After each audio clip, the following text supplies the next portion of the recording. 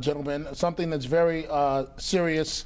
Final farewell today for Officer Dylan Stewart, shot in the heart during a routine traffic stop. If there ever was a case for the death penalty, we know you support the death penalty, Mr. Mayor, but if there ever was a case that backs the death penalty, is this it? Well, even people who opposed the death penalty historically supported, in many cases, the death penalty for killing a cop.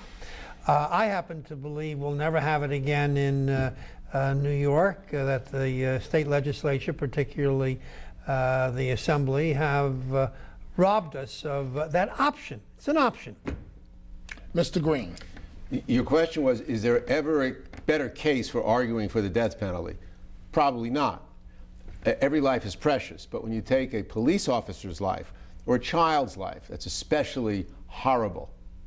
However, if this gentleman, so to speak, is found guilty, if we execute him, we will absolutely be executing an innocent child in the next 10 years, wrongly convicted. The Innocence Project, now that we have DNA for some of the cases of those who are on death row, 120 have been exonerated because it was shown scientifically they didn't do it. And most cases, Dominic, of course, don't have DNA evidence to show that. And so because a conviction of an innocent person is not reviewable or appealable, should they be executed, I'm against the death penalty. There is not a single case where editorial writers and prosecutors have agreed that the individual executed was actually innocent. There are many cases, to the credit of the law, where between conviction, death penalty,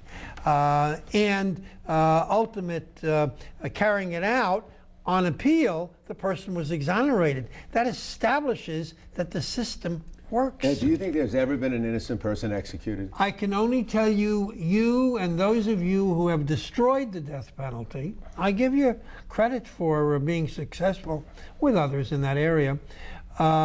You cannot point to a single case where an individual was executed and that ultimately there was a consensus that the person By the way, let me just interrupt very quickly. And then Senator D'Amato, go ahead. The program, the exonerate, I know you've been saying this for years. Yeah.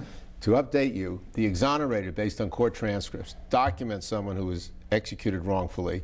The Innocence Project and the ACLU has such examples. It is statistically inconceivable that of the hundreds of people executed since the reversal of the Supreme Court decision in the modern era, some, of course, were innocent.